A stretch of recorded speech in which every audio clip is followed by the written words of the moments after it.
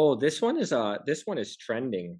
I think if I'm understanding the question properly, is adding sets in after a deload optimal or better to start with low volume first? So if I'm understanding this question, it's is adding sets kind of week to week from like maybe 2 to 4, and we kind of touched on it So briefly. assuming, yeah, through the mesocycle, like each week there's like Yes. a set or two added, and then like right before the deload, the volume's at its highest, bring the volume down. Because in theory, I'm going to get more bang for my buck by having all that volume in there, and I have that deload to back me up to bring the fatigue down. So the question is kind of like, where do I go after that? Do I put the volume back up really high, or do I start low and kind of build it again? It kind of just depends on, did you recover, right? Did you recover through that deload? So it's a system, like, right? If you think about it, that's just a system, and like whether it's that system or it's a static system or what have you, that's all it is. So again, it comes back to like, how do you know how things are going to go a month from now, 2 months from now, 3 months from now? Can't predict the future, and you sure as hell can't predict like what life is going to throw at you that could impact our training. So what you try to do is like, let me follow this system as rigidly as I can in the beginning stages, 2 months, 3 months, whatever. Take notes again, and then you kind of figure out, okay, how did I feel after that first block? Like, how beat up was I on that last week before the deload? Was it really worth it? Was I in the gym for 3 hours trying to get all this volume in, and now my wife's pissed off at me because I'm late for dinner? That type of thing. So you have to factor all these things in, and then see how you recover, and then take notes on your progression as far as performance visually if you're making any strides there, and adjust.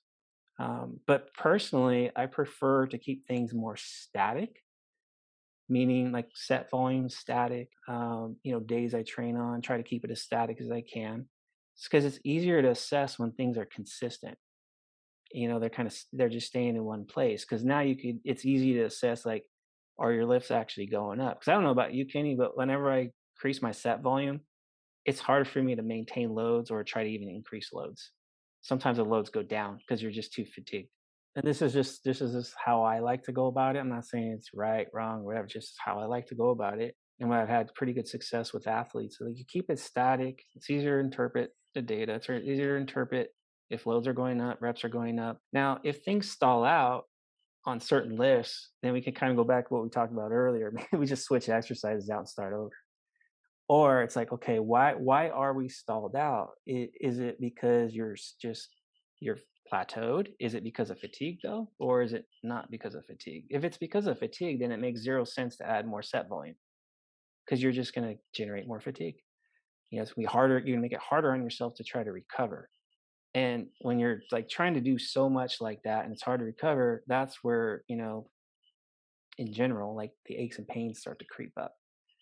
So to me, it makes sense. Like, okay, if you're fatigued, you might have to just swap exercises out to easier ones. Okay, so it's a little bit easier on you for the time being, so you can get that recovery going again. Or maybe chopping a session off your week. Maybe it's chopping some volume down, taking an extra like a deload. Maybe it's an extended deload. Maybe instead of like 1 week, you're like, oh yeah, let me take 2 or 3 weeks where I just train a little bit easier, bring fatigue down, and then go again. So okay, keep the same amount of volume and see if I can actually like go past that plateau.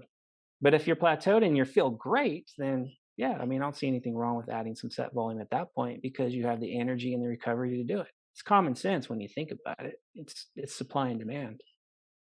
It's like I have to use sports analogies all the time. Like a baseball pitcher, you're not going to throw a starting pitcher out there every single game and expect him to keep pitching more and more pitches each game. Like your third pitching game in a row, and now your pitch count's at 140, which in the first game was at 90. Now you're at 120. You're expecting that pitcher to have the same velocity on his pitches, the same control. It's just not going to happen. And what do you think his elbow is going to be doing? It's going to be like Not good. aching, yeah. So it's like, and if you look at a middle relief pitcher, they might pitch every game or every other game, but limited number of innings, limited number of pitches, so they can maintain velocity control and make sure they're recovering well. And then a relief pitcher like comes in for the save, the closer, pitches maybe one inning or maybe even to one batter. So it's like high effort, but it's very short in intervals, so he can do that every game. But we're bodybuilders. We like to, we don't like to look outside of bodybuilding to try to improve our sport. It's like there's so many principles out there to look at if you look at the sports world.